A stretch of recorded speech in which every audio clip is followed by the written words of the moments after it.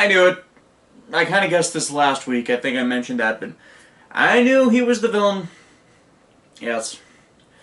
Uh, Week of June 18th. Ninninger, or what was it? 16, Drive 34, and Garo Gold Storm 9. I actually liked Ninja this week, mainly because it was focusing on a supporting character we hadn't gotten much focus on. Igasaki, Takaharu, and Fuka's dad that was rejected for being a ninja by his father, Yoshitaka. Now, there's an interesting context to this in that previously we've been shown that Igasaki had no ninjutsu capabilities, but this episode retcons it so he did have it at one point, but lost the capability to use ninjutsu for no explained reason. I have a theory about this, and it relates to some of the events in the episode, in that Igasaki gets his ninjutsu abilities back very briefly, and it showcases that he has them all along, it's just that they're not strong enough to be, useful. It's like parlor tricks, blow a gust, instead of super powerful mystical abilities. My theory on this, since in this episode he says that he once had skills on par with where they are now, is Yoshitaka's dick. A massive dick. There are two interpretations I take away from this. Either one, he sealed Igasaki's powers after some incident that made him think that his son would not be a good ninja and thus crushed him emotionally, or two, crushed him emotionally and the lack of confidence rendered him incapable to use his capabilities, especially due to the whole Legacy of the Last Ninja thing. It would actually gel with how much Yoshitaka's a dick and refusing to train everyone, if that he would keep himself from having successors by keeping his son from being a potential successor, because it would explain why Takaharu and Fuka are still good ninja, in that they never had this crisis of competence or capabilities like Igasaki would, and why the capability would still be so strong and not exactly skip a generation. Yeah, that's my story, and I'm sticking to it. The monster of the week is trying to infiltrate their home to figure out their base, because the new general, whose name I still don't remember, is a strategist, and he thinks that figuring out their home base would be a good idea, and mocks Izayoi for not attempting this.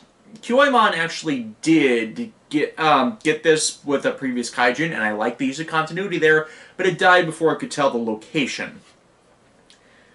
That works for me, and it makes sense for the villains to try and essentially for a strategist to try and do this.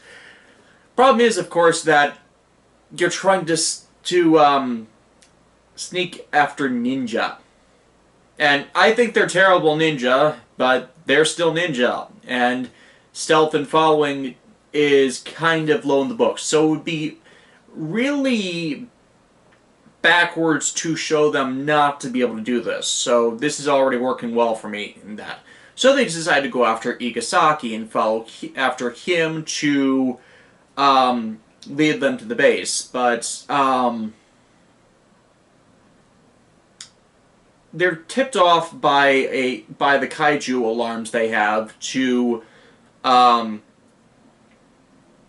the umbrella monster, whose name I'm forgetting because I'm terrible with names, and figure out they tricked their father into carrying it around.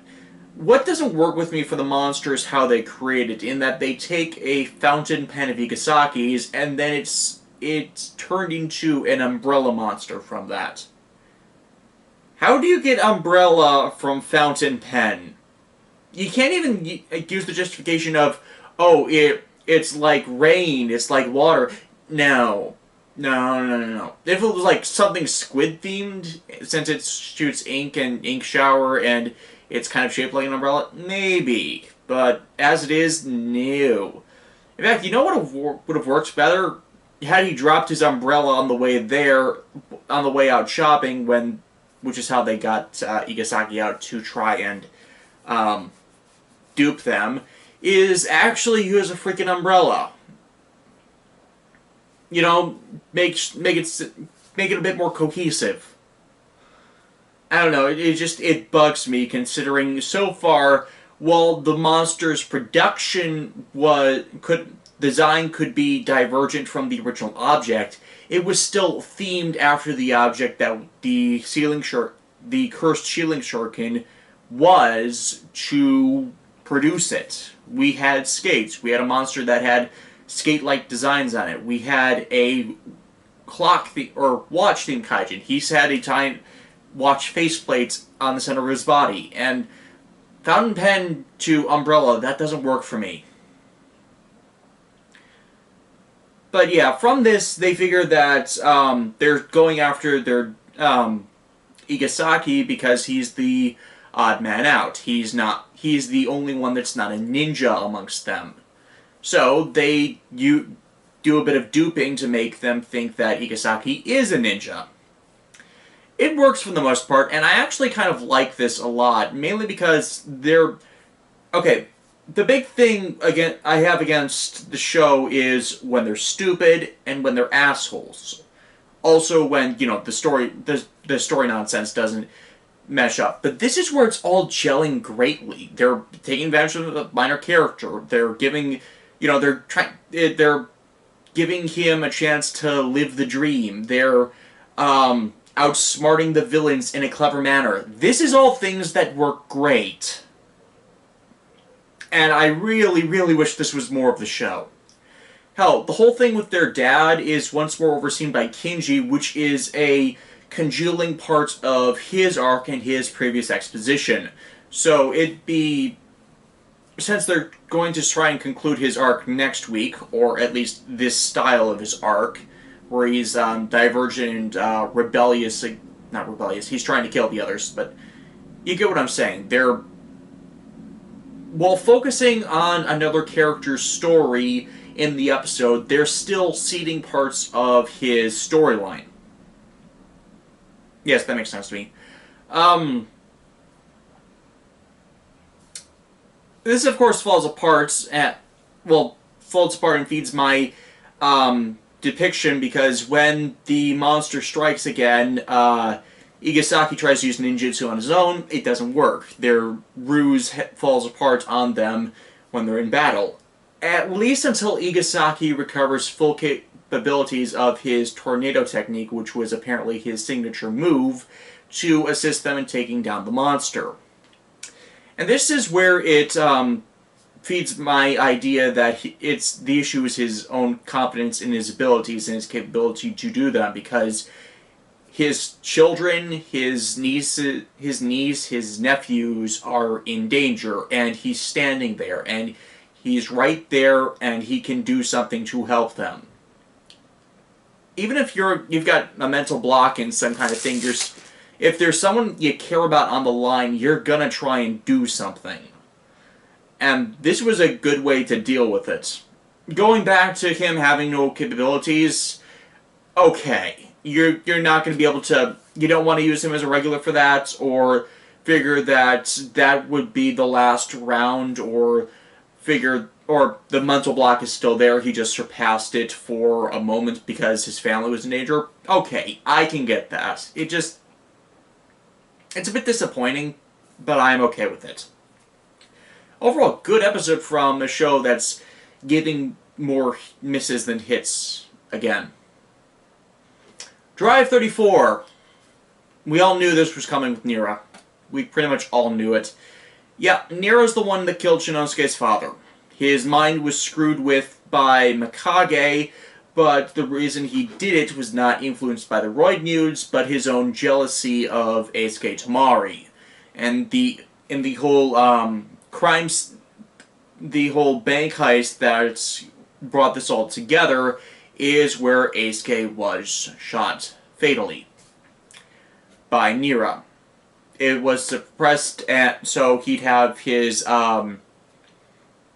pawn within the police force to assist him on things, but with everyone's memory coming back, Nira knew that time would be short on that, and that he'd be exposed quite quickly since the memory suppression stuff was already making the rounds.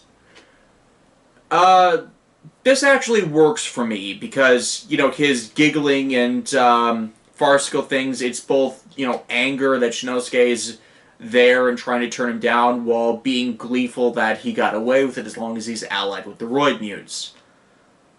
In fact, he becomes the hybrid Roid Mute of the week. And it's honestly a good progression of events where the entire thing makes sense when you do it. There's no plot holes. It's all set up in advance. Unlike some of the previous cases where key evidence or sequences of events haven't have made sense, in their isolation. Not make sense later once you see the stuff. They're one or two shots.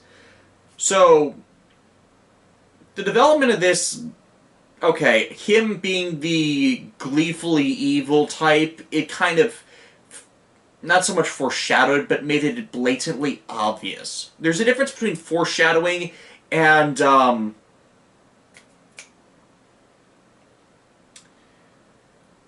foreshadowing is giving clues to this, whereas what they've been doing with Nira has been cackling evil. I am clearly evil. I am allied with the villains. Evil. No, aiding and abetting the villains. Some of it you could have certainly put it down to incompetence, but when you get Brain in on this and you refuse to listen to his proclamations of him being a monster, even though you know about the monsters, yeah, no. The only reason he allied with Shinosuke and the lot for the last 2 episodes is because Mikage betrayed or fought a combination of betrayed and fired, so it wasn't even him turning around on this. It was, I think I might have said something positive about him previously in that turnaround, but in hindsight, yeah, no, that was never really the case. It was just the enemy of my enemy is my friend kind of thing. Type Trideron, 2 new tire blends for rescue and construction. I actually like the 2 combinations simply because, okay, they're just harnessing the abilities of multiple tires at a time, but I like how they're used. Like the road construction themed one had the drill and the hammer at the same time. That was, not hammer, the gravity weight, and that's good for me. You either bash them down with several tons of force, or you drill into them, or you pin them down while you drill into them. One of my issues with the tire changes is it's still kind of limiting because then you need to do the whole sequence to shift them. So Type Trideron was definitely a good balancing. My only issue is you can only blend them to a theme. At least as we've been shown so far. There aren't exactly random combinations like O's, so you have to be fighting on a certain set of tactics, otherwise you're kind of screwed.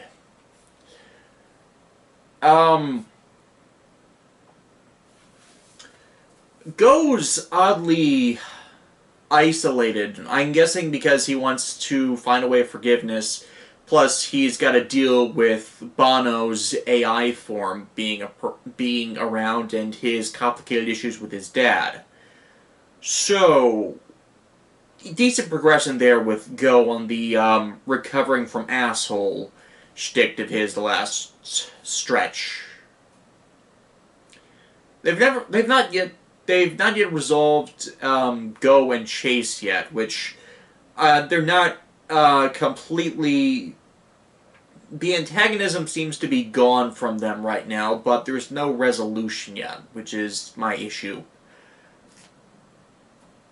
At least I'm interested in Brain's evolution, in that he's the first of the regular series Roid Mutes to achieve it, and it's through Nira's jealousy, which I gotta credit the direction this time, because Brain is used brilliantly here for him. It's like foreshadowing. As he's walking away in disgust of Nira's whole bit, when he's given the exposition about why he killed Eisuke, he realizes, hey, my theme is envy. My evolution was caused by envy. This person has jealousy so great it could cause my evolution. And you kind of see the split second where the perfect person to cause me to evolve to my next stage has been right in front of me the whole time moment. And it's pretty damn good, in my opinion. Especially since he tricks Nira into using the hybrid Roidmute cars to absorb that emotion, that negativity from Nira after the Roidmute he's partnered with is destroyed. So it's actually a good series of events. Though I'm curious on how they're going to... what they're going to do. Are they just going to kill Brain next while they're waiting for Heart to evolve, or Medic to evolve, or... It's episode 34 in the series, and we've got, like... I don't want to say another 14 left, so are we just going to have evolved Brain for a while, or is his evolution going to be cut short, or something? I'm just curious. Garo Gold Storm. This swings us back to Akazuki Daigo. Well, Daigo Akazuki, whatever. Whichever way you want to phrase it. And his Makai Knight training school and his students, with the focus given to Daigo's own master, a guy named Seiji. I'm looking back because I have the wiki page open with their names. Otherwise, this is Daigo's second, possibly third appearance. I'm pretty sure it's second, so I need to learn his name because he's going to be a regular recurring character. Seiji's an offshot, and I don't even think his name was said. Okay, it was said, but it took a while to actually get to him saying his name. But Seiji is relevant because he also runs a Makai Knight training facility, and all his students were eaten by a horror. And so he came to Daigo's school, not to get help, but to... what's the phrase? It's not bait a trap, it's... I'm forgetting the phrase. Stakeout. He wanted to stake out Daigo's school in case the horror went after them. It does. And, why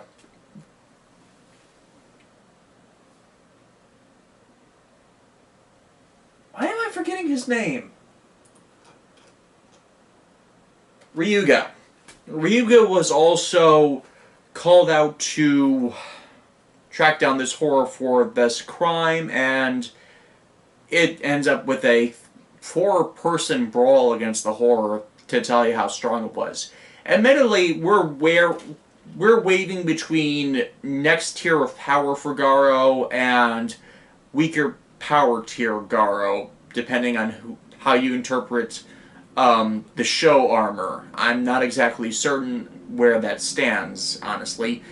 So it's interesting to see 2 transformed Makai Knights and a third so enraged he can't use his armor, plus, he dies in the episode, to fight a horror that's really damn strong even in human form, and even stronger when in his actual Kaijin form. Though his Kaijin form just looks like a spying the vampire, as you'd expect from Joss Whedon Productions. Seriously, they just do the face makeup and they just paste on a bunch of spines. It's kind of minimalistic for a horror, and it's not the first one to do that this season. Like, they're... instead of spending the time to create an entire monster form, the horrors are just turning that power inwards, so the host body becomes less monstrous when it's fully revealed. I'm wondering how much of the budget they're saving by doing this, or if Gold Storm show had a slashed budget that necessitates doing this, because last Makai no Hana last year had almost all of the kaijin have a human form and a full-on monster form, and not one that's the host body with Patons. This is like the second or third one that's done that. We get both types, yeah, but I keep saying but. I'm curious why it's doing that from a production standpoint, is what I'm getting at. Maybe it's something that carried over from Yami wo Tarasu Mono, as I've not seen that series yet. I don't know. I'm still kind of an outsider on the whole Garo thing, but I'm getting closer. Of course, Jinga and what's her name? Amelie make their appearances to devour the horror's essence that after it's killed by the rest of the Makai Knights. So there's kind of a chuckling exchange, and I like Masahiro being evil. I like Masahiro Inoue being actually, factually evil, because previously we've had Tsukasa Katoya not evil, where he's pretending to be evil, and you can kind of see the big difference in that decayed evil is uber serious versus well-meaning, the normal well-meaning asshole that is Tsukasa. I actually like Tsukasa Katoya as a character, as previously stated. So you know, it's a kind of a big difference, especially since you can tell he's having fun here.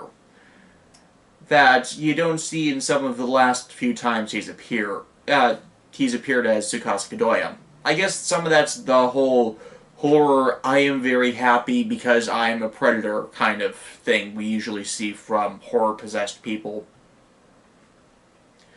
But yeah, he is there just to, yeah, I like the phrase he uses it, we're on a dinner date. That's hilarious to me.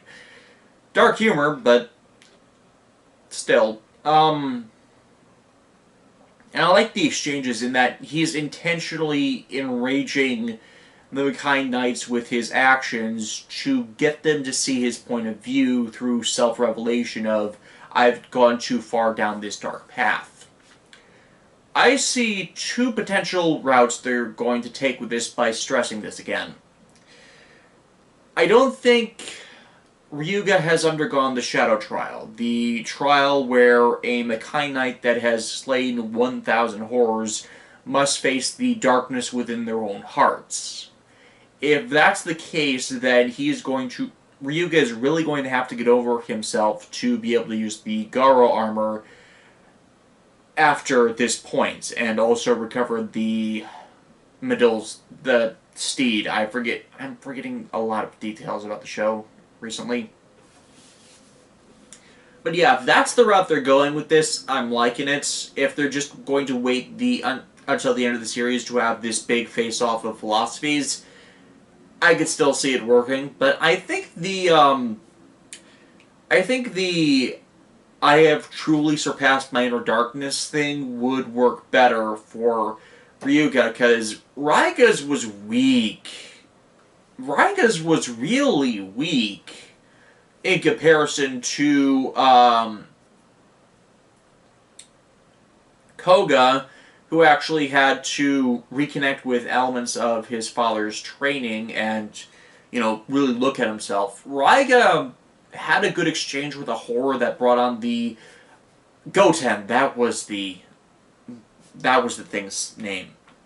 To pass Goten's trial to deliver it, but it was more like, I shall give you this power-up to kill the entity because you were already going to pass this on your first try anyways.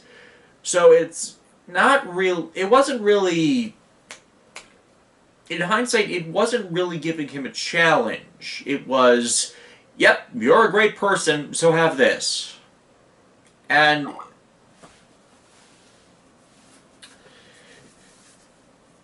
that's weaker than it should be.